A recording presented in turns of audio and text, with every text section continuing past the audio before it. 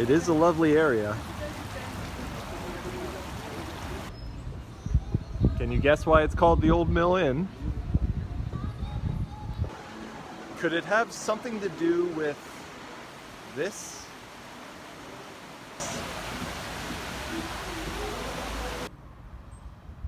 Here's a beautiful park just off the main road. The cherry blossoms are in bloom. This seems like the definition of having too much time on your hands. Hello, madame. This figurine is even prettier. Here's some decent art. All aboard. A very beautiful train station with a bookshop and 2 separate waiting rooms. A nice painting. Church on a hill. All right, time for a quick coffee break.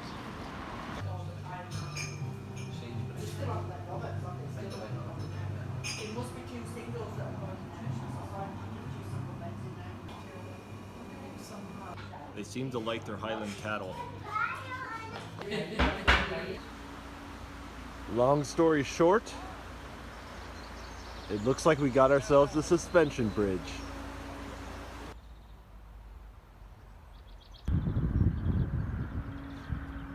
And there's a nice view of the dam from here. What are the chances that the suspension bridge leads to an inn and cafe? Just above the suspension bridge is the Pitlochry Festival Theatre. It's getting a facelift right now.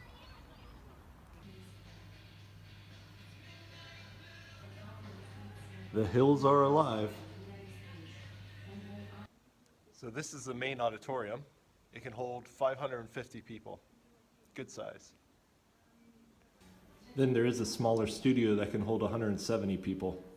Probably a good pro wrestling venue. There's also a nice cafe. But like I said, the building's getting a facelift right now. The stonework in Scotland is absolutely phenomenal. A damn impressive structure. It's nice having this walkway above the dam. Here's the main section of the dam. On the far side you can see a hotel, and the fish ladder is over there as well. The fish ladder is 310 meters in length with a total of 34 different pools. Here you can see the beginning of the fish ladder, and then the salmon and other fish climb up and around, and they'll eventually make it to the other side. The water's too dark to see any fish. Good thing we got ourselves a live feed. There's a nice visitor center here that explains how everything works. Here's a representation of the fish ladder. Very peaceful on the lake today. Goose! Who doesn't like a good honesty box? If you want to buy anything, you take the item and you place the money in there. From here I can take the trail to the Black Spout waterfall. But before the waterfall are the remains of the Black Castle. There's some real interesting history to this place. It is said that a messenger brought the plague into the castle. Once people started to get sick, the castle was set ablaze, killing the victims who were still inside the castle. The sheep don't look so intrigued, but I am.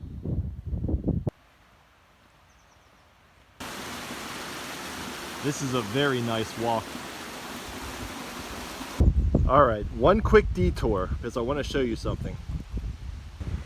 This is the Edradour Whisky Distillery. It's the smallest distillery in Scotland.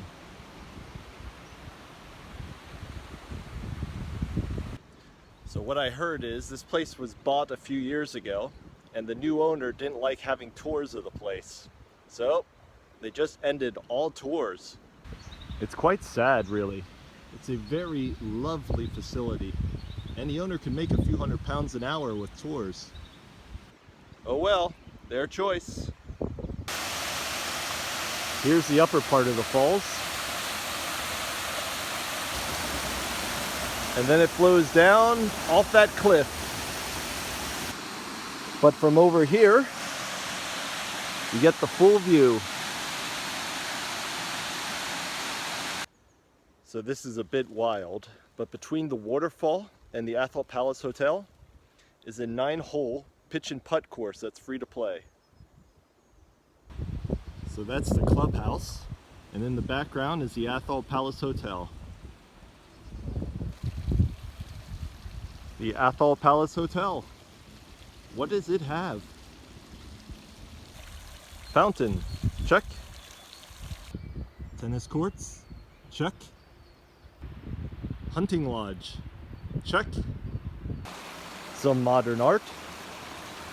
And a giant redwood tree. Why not? Even the squirrels here are treated like royalty. They have a spa too. This is the Scottish Episcopal Church at the edge of town.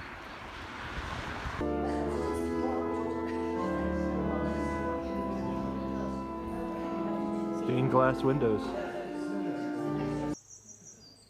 A lot of stained glass. There's one famous name buried here. Buried here is Sir Robert Alexander Watson Watt. He was the inventor of radar. Overall, a nice looking place. Next to the church is the Blair Atholl Whisky Distillery, where they do have tours. This certainly makes a great impression. A nice bar inside. I did the tour, it was very nice. It's a grouse.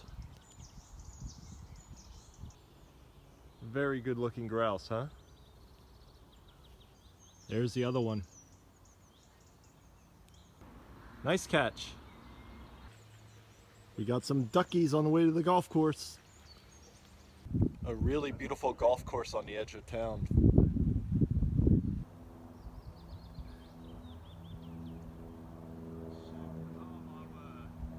Oh, so close. There's also 6 holes of pitch and putt at the golf course. The restaurant at the golf course is a good place to get coffee. What a lovely view. Now I'm going to head a bit out of town because there is a Pictish monument worth seeing. Just next to the graveyard is what I came to see. This is the Dunfermline stone. You can pause here to read up, but it looks like the Picts erected this stone around the 9th century AD. On this side we have a rider on a horse and what appears to be a couple Christian bishops. On this side there are a lot of Pictish monsters, a few cherubim, and the center is of course a cross. It's interesting to think that one of my Pictish ancestors could have made this. That mountain in the distance is Benevraki, and it's begging to be climbed. So the first thing you pass on the way to the mountain is a little village called Mulline. It's a very small town hall. That's a great looking stone church here in Mulline. And that's a great restaurant and inn. There's also a small brewery. The big mountain Benevraki is to the right, but the hill in the background there is Craigower. So at the point where you decide whether to climb Benivracky or Craigower Hill, there's another honesty box. And this one's selling shortbread cookies. Yum yum. So first, the view from the top of Craigower Hill. I can do it. There's a nice proper viewpoint. And from here I can actually see the golf course in the town. All right, 2.5 miles to go. A nice start. I'm just at about the tree line now. So right at the foot of the peak, there's this huge lake. Now starts the really vertical section. This dog made it all the way up. Yeah. What a trooper. And I believe that is the summit at last. It's windy, but I made it.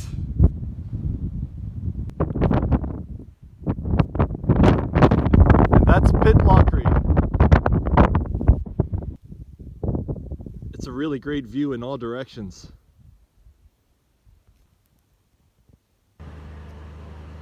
Christmas Emporium's open. I can finally do my Christmas shopping with only 227 days to go.